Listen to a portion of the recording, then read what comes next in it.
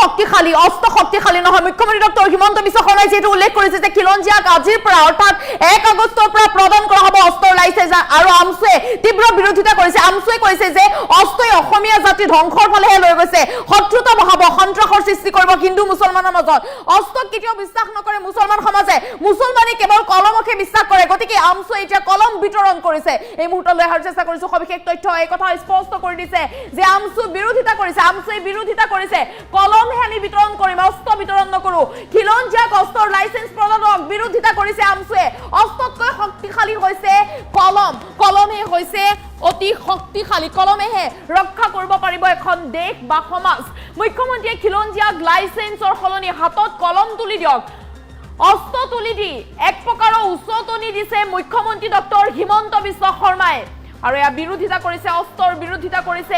আমছুৱে ই অসমৰ কাৰণে বিপদজনক যেহেতু মুখ্যমন্ত্ৰী গৰাকী অস্ত্ৰৰ লাইসেন্স দিয়াৰ কথা কৈছে ই হৈছে অসমৰ কাৰণে অতি ভয়ংকৰ অতি বিপদজনক মুছলমান সমাজ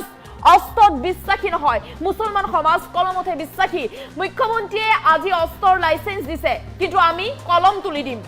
আমছুৱে সকলোকে কলম বিতৰণ কৰিছে মুছলমান ৰাইজৰ মাজত আমছুৱে জাগৰণ কৰিব শিক্ষা সেইভাবে আমছুৱে বিতৰণ কৰিছে কলম অসমৰ আইন শৃংখলা ৰক্ষাত মুখ্যমন্ত্ৰী ব্যৰ্থ হৈছে জনতাক সুৰক্ষিত কৰিব পৰা নাই নেকি মুখ্যমন্ত্ৰীয়ে এই কথা মুখ্যমন্ত্ৰীয়ে স্বীকাৰ কৰিব লাগে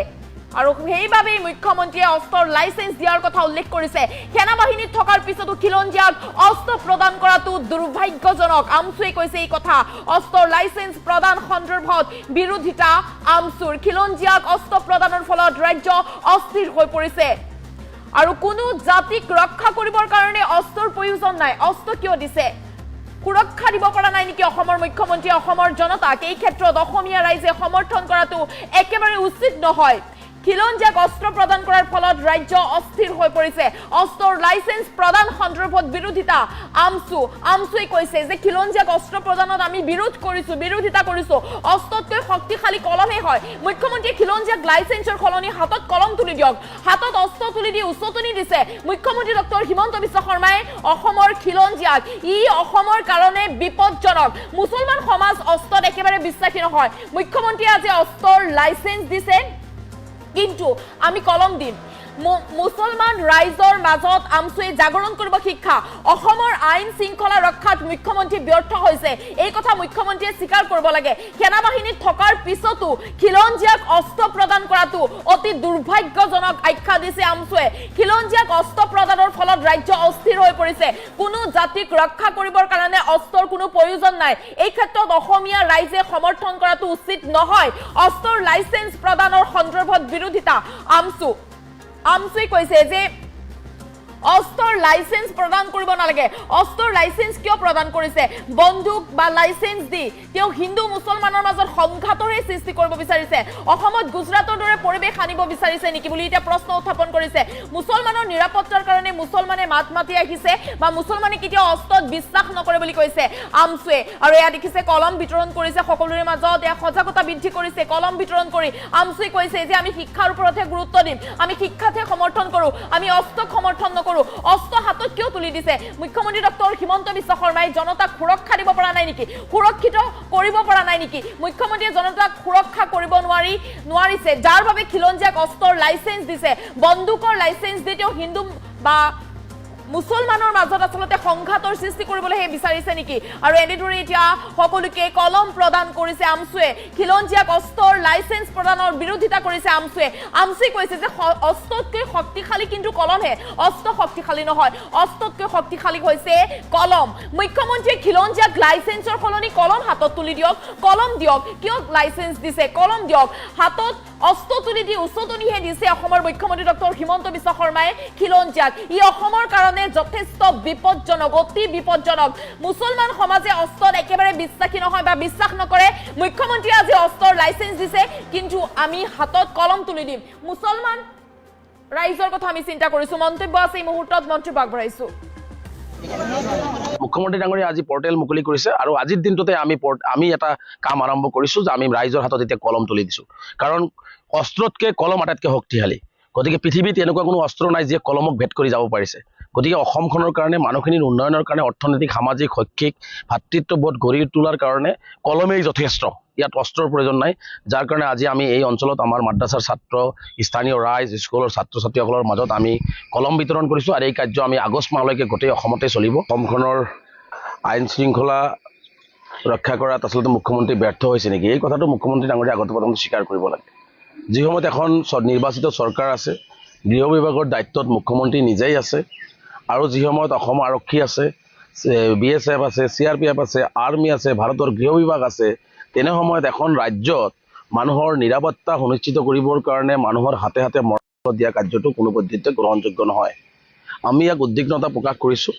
যে এখন সুস্থ সমাজত এই এটা অস্থিৰ পৰিৱেশৰ সৃষ্টি কৰাৰ পূৰ্ণ সম্ভাৱনা আছে, যাৰ কাৰণে আমি এক তীব্ৰ বিৰোধিতা তেতিয়াৰ পৰাই কৰি আহিছিলোঁ।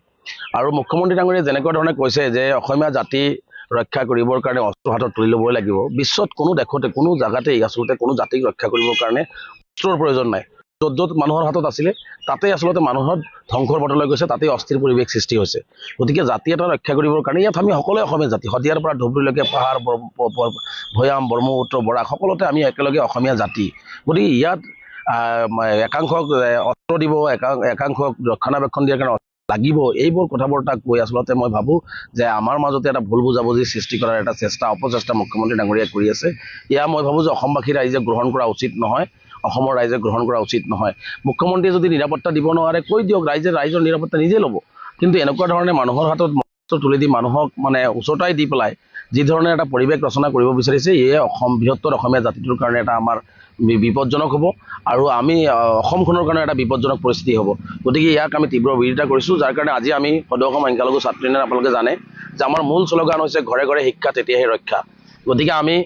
আমি সিদ্ধান্ত গ্ৰহণ কৰিছোঁ কেন্দ্ৰীয় সমিতিয়ে আগষ্ট মাহটো আমি প্ৰতিজন বিশেষকৈ সংখ্যাগুৰু সকলো ৰাইজৰ মাজত আমি যাবলৈ চেষ্টা কৰিম। আৰু বিশেষকৈ সংখ্যালঘু সমাজ যিহেতু শিক্ষাৰ ক্ষেত্ৰত অতিকে পিছপৰা, আৰু যিহেতু আমি বিশ্বাসী নহয়, বিচ্ছিন্নতাবাদীক বিশ্বাসী নহয়, হিংসাত বিশ্বাসী নহয়, আমি মৰম, ভাতৃত্ববোধ, আমি একতাৰ দলেৰে, আমি মানৱীয় দৃষ্টিৰে আমি একেলগে চলাৰ বিশ্বাসী। গতিকে তেনে ক্ষেত্ৰত আমি এই আগষ্ট মাহটোত আমি ঘৰে ঘৰে, স্কুলে, মাদ্ৰাছাত, আমি সকলো ঠাইত, বজাৰে ঘাটে সকলো ঠাইত আমাৰ আমচুৰ কৰ্মকৰ্তাক আমি নিৰ্দেশনা দিছোঁ। আমি এই মাহটো আমি শিক্ষাৰ জাগৰণ সৃষ্টি কৰিবৰ কাৰণে আমি যাতে প্ৰতিজন মানুহে শিক্ষা পায়, প্ৰতিজন মানুহে যাতে মানুহৰ মাজত যাতে মানৱতা থাকে, প্ৰতিজন মানুহৰ মাজত যাতে ভাতৃত্ববোধ গঢ়ি উঠে, প্ৰতিজন মানুহে যাতে মানুহৰ বাবে কাম কৰাৰ এটা সংকল্প ল'ব পাৰে, তাৰ কাৰণে আমি কাম কৰিবৰ কাৰণে ইতিমধ্যে আমচুৰ কৰ্মকৰ্তাক আমি নিৰ্দেশনা দিছোঁ। মুখ্যমন্ত্ৰী ডাঙৰীয়াই আজি পৰ্টেল মুকলি কৰিছে, আৰু আজিৰ দিনটোতে আমি এটা কাম আৰম্ভ কৰিছোঁ যে আমি ৰাইজৰ হাতত এতিয়া কলম তুলি দিছোঁ। কাৰণ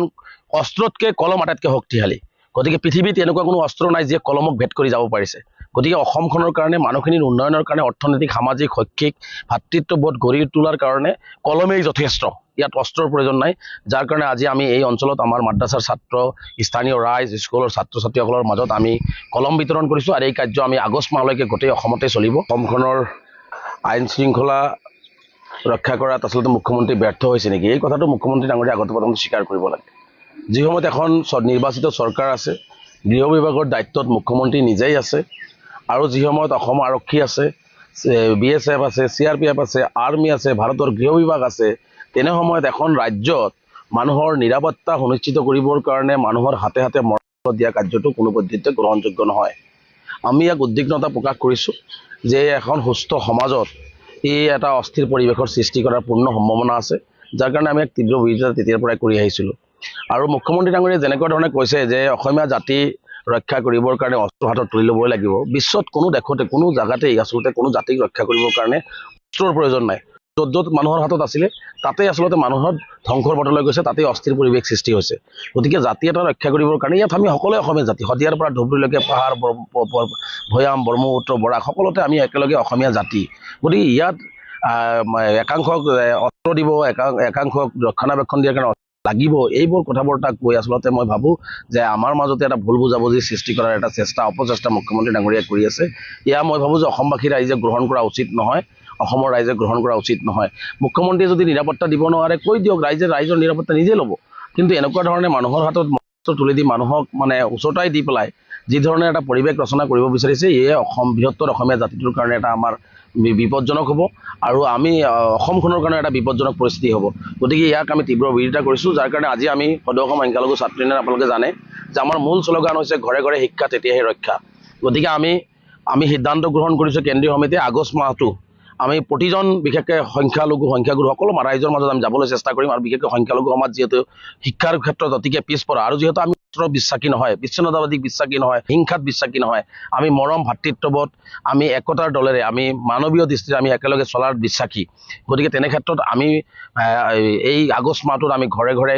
স্কুলে মাদ্ৰাছাত, আমি সকলো ঠাইত, বজাৰে ঘাটে সকলো ঠাইত আমাৰ আমছুৰ কৰ্মকৰ্তাক আমি নিৰ্দেশনা দিছোঁ। আমি এই মাহটো আমি শিক্ষাৰ জাগৰণ সৃষ্টি কৰিবৰ কাৰণে আমি যাতে প্ৰতিজন মানুহে শিক্ষা পায়, প্ৰতিজন মানুহে যাতে মানুহৰ মাজত যাতে মানৱতা থাকে, প্ৰতিজন মানুহৰ মাজত যাতে ভাতৃত্ববোধ গঢ়ি উঠে, প্ৰতিজন মানুহে যাতে মানুহৰ বাবে কাম কৰাৰ এটা সংকল্প ল'ব পাৰে, তাৰ কাৰণে আমি কাম কৰিবৰ কাৰণে ইতিমধ্যে আমছুৰ কৰ্মকৰ্তাক আমি নিৰ্দেশনা দিছোঁ। মুখ্যমন্ত্ৰী ডাঙৰীয়াই আজি পৰ্টেল মুকলি কৰিছে আৰু আজিৰ দিনটোতে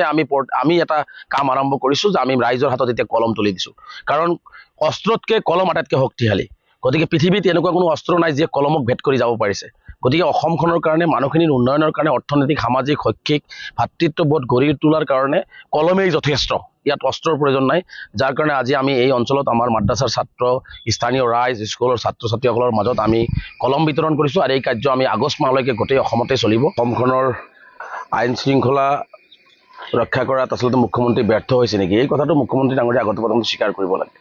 যি সময়ত এখন নিৰ্বাচিত চৰকাৰ আছে, গৃহ বিভাগৰ দায়িত্বত মুখ্যমন্ত্ৰী নিজেই আছে আৰু যি সময়ত অসম আৰক্ষী আছে,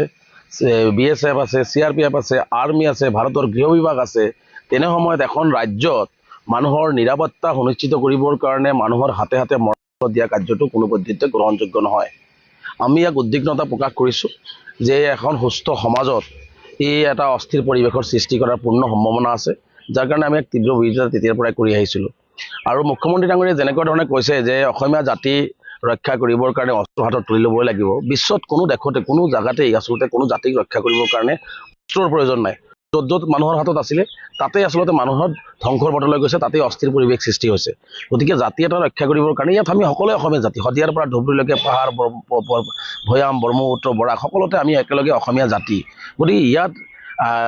একাংশক অস্ত্ৰ দিব, একাংশক ৰক্ষণাবেক্ষণ দিয়াৰ কাৰণে লাগিব, এইবোৰ কথা বতৰা কৈ আচলতে মই ভাবোঁ যে আমাৰ মাজতে এটা ভুল বুজাবুজি সৃষ্টি কৰাৰ এটা অপচেষ্টা মুখ্যমন্ত্ৰী ডাঙৰীয়াই কৰি আছে। এয়া মই ভাবোঁ যে অসমবাসী ৰাইজে গ্ৰহণ কৰা উচিত নহয়, অসমৰ ৰাইজে গ্ৰহণ কৰা উচিত নহয়। মুখ্যমন্ত্ৰীয়ে যদি নিৰাপত্তা দিব নোৱাৰে কৈ দিয়ক, ৰাইজৰ নিৰাপত্তা নিজে ল'ব। কিন্তু এনেকুৱা ধৰণে মানুহৰ হাতত অস্ত্ৰ তুলি দি মানুহক উচতাই দি পেলাই যি ধৰণে এটা পৰিৱেশ ৰচনা কৰিব বিচাৰিছে, এয়ে বৃহত্তৰ অসমীয়া জাতিটোৰ কাৰণে এটা আমাৰ বিপদজনক হ'ব আৰু আমি অসমখনৰ কাৰণে এটা বিপদজনক পৰিস্থিতি হ'ব। গতিকে ইয়াক আমি তীব্ৰ বিৰোধিতা কৰিছোঁ, যাৰ কাৰণে আজি আমি সদৌ অসম সংখ্যালঘু ছাত্ৰ ইউনিয়ন, আপোনালোকে জানে যে আমাৰ মূল শ্লোগান হৈছে ঘৰে ঘৰে শিক্ষা তেতিয়াহে ৰক্ষা। গতিকে আমি সিদ্ধান্ত গ্ৰহণ কৰিছোঁ কেন্দ্ৰীয় সমিতিয়ে আগষ্ট মাহটো আমি প্ৰতিজন বিশেষকৈ সংখ্যাগুৰুসকল ৰাইজৰ মাজত আমি যাবলৈ চেষ্টা কৰিম আৰু বিশেষকৈ সংখ্যালঘু সমাজ যিহেতু শিক্ষাৰ ক্ষেত্ৰত অতিকে পিছপৰা আৰু যিহেতু আমি বিশ্বাসী নহয়, বিচ্ছিন্নতাবাদীক বিশ্বাসী নহয়, হিংসাত বিশ্বাসী নহয়, আমি মৰম ভাতৃত্ববোধ, আমি একতাৰ দলেৰে, আমি মানৱীয় দৃষ্টিৰে আমি একেলগে চলাৰ বিশ্বাসী। গতিকে তেনে ক্ষেত্ৰত আমি এই আগষ্ট মাহটোত আমি ঘৰে ঘৰে, স্কুলে মাদ্ৰাছাত, আমি সকলো ঠাইত, বজাৰে ঘাটে সকলো ঠাইত আমাৰ আমছুৰ কৰ্মকৰ্তাক আমি নিৰ্দেশনা দিছোঁ। আমি এই মাহটো আমি শিক্ষাৰ জাগৰণ সৃষ্টি কৰিবৰ কাৰণে আমি যাতে প্ৰতিজন মানুহে শিক্ষা পায়, প্ৰতিজন মানুহে যাতে মানুহৰ মাজত যাতে মানৱতা থাকে, প্ৰতিজন মানুহৰ মাজত যাতে ভাতৃত্ববোধ গঢ়ি উঠে, প্ৰতিজন মানুহে যাতে মানুহৰ বাবে কাম কৰাৰ এটা সংকল্প ল'ব পাৰে, তাৰ কাৰণে আমি কাম কৰিবৰ কাৰণে ইতিমধ্যে আমছুৰ কৰ্মকৰ্তাক আমি নিৰ্দেশনা দিছোঁ। মুখ্যমন্ত্ৰী ডাঙৰীয়াই আজি পৰ্টেল মুকলি কৰিছে আৰু